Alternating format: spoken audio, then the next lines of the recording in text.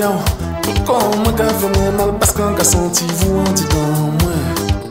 Encore moins. Bonsoir à tous, bienvenue dans notre édition régionale. Voici nos principaux titres.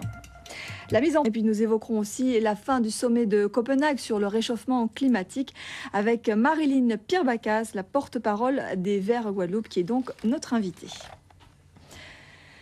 Des élèves de CM2 ont défilé dans les rues de Pointe-à-Pitre ce matin en reprenant le slogan « Mangez mieux, bougez plus », une marche du cœur organisée par le service de développement économique de la municipalité pointoise en partenariat avec l'association Santé du Cœur. Objectif, découvrir les marchés de la ville tout en associant le sport pour donner de meilleures habitudes alimentaires aux enfants. Le reportage de Sophie Vingada-Salon. Et c'était aujourd'hui le dernier jour de classe avant les vacances de Noël avec les traditionnelles festivités dans les établissements scolaires. Une célébration aux accents très humanistes à l'école de Castel au Lamentin. Les enseignants et leurs élèves ont échangé autour de Noël d'ici. Et d'ailleurs, voyez le reportage de Steve Prudent et de Daniel Quérin. Les suites de l'enquête sur la série de vols à main armée commis pendant les grandes vacances. 7 personnes sont actuellement sous les verrous et le procureur de la République vient d'annoncer la mise en place d'un groupe local de traitement de la délinquance. Le but étant de lutter contre le phénomène de gang qui touche l'agglomération pointoise. Le reportage de Jean-Charles Théobald et de Sophie Vingada-Salon. Politique, Marie-Luce Panchard a bien pris connaissance de la proposition conjointe des députés Victorin Lurel et Gabriel Louis Carabin visant à appliquer le RSA.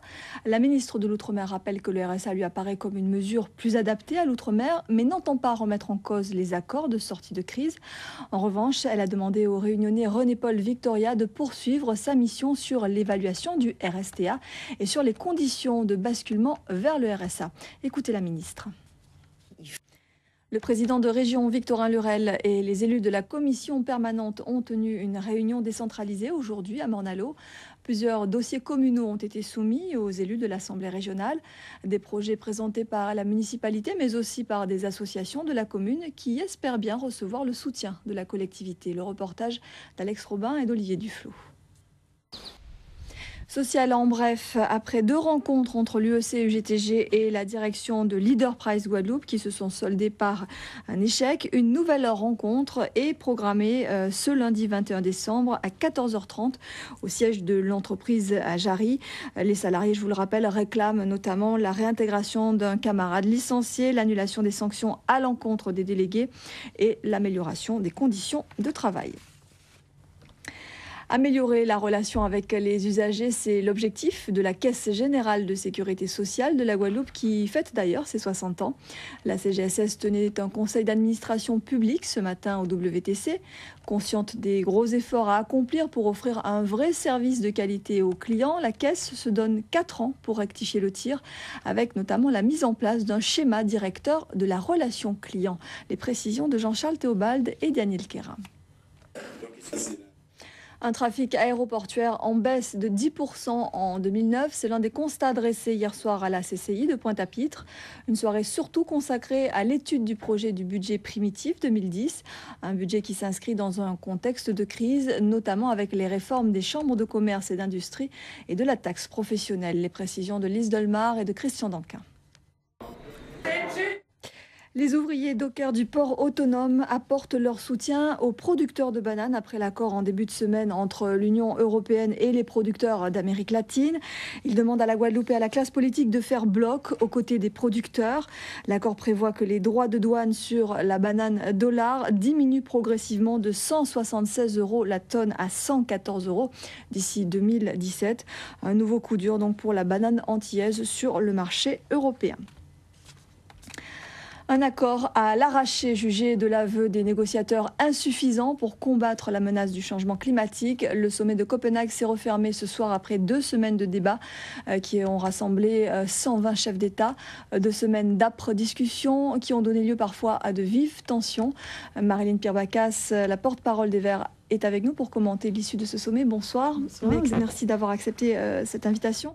Alors, cela fait près de 15 ans que vous, les Verts, vous tirez la sonnette d'alarme, notamment sur le réchauffement climatique et les conséquences, bien sûr, pour la planète, y compris la Guadeloupe, qui n'est pas épargnée. Est-ce que ces discussions, ces tractations, c'était un coup pour rien ou pour pas grand-chose, selon vous, finalement ? Partager la déception du président Nicolas Sarkozy, déception par rapport à l'absence justement d'objectifs de réduction des émissions mondiales de gaz à effet de serre. Tout à fait, et c'est sûr. Alors l'objectif, on l'a bien compris, c'est bien sûr la réduction de ces fameux gaz à effet de serre, responsables donc du réchauffement climatique. L'utilisation du charbon s'inscrit justement dans cette production de CO2. Vous dénoncez, vous, depuis un moment, justement, le projet d'importation de charbon à Marie-Galante notamment. Est-ce qu'il y a malgré tout des alternatives non au charbon, mais que fait-on dans ces cas-là? Sur le gaspillage. Ouais. Alors justement, quels sont en quelques mots les grands axes du projet alternatif que vous portez pour qu'aussi, ici en Guadeloupe, on contribue davantage à cette démarche éco-citoyenne?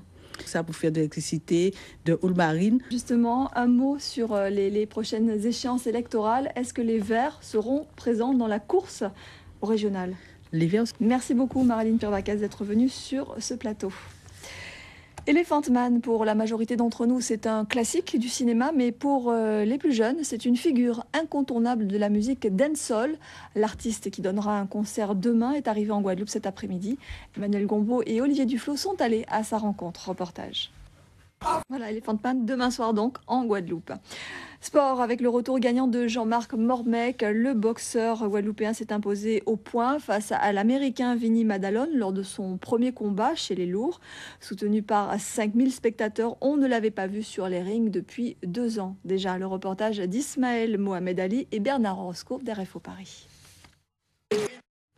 Avant de refermer cette édition, notez que les centres de vaccination contre la grippe A seront fermés à l'occasion des fêtes de fin d'année, les 24 et 25 décembre, ainsi que les 30 et 31. Voilà, la suite de votre programme, 20h15, Tanda Caillou nous plonge dans l'univers du chanté Noël ce soir. Le dernier numéro de votre magazine en créole vous sera présenté par Rémi Senneville. Et puis à 20h50, votre série Jacob's Cross. À demain, 19h. Très belle soirée, bon début du week-end et de bonnes vacances également.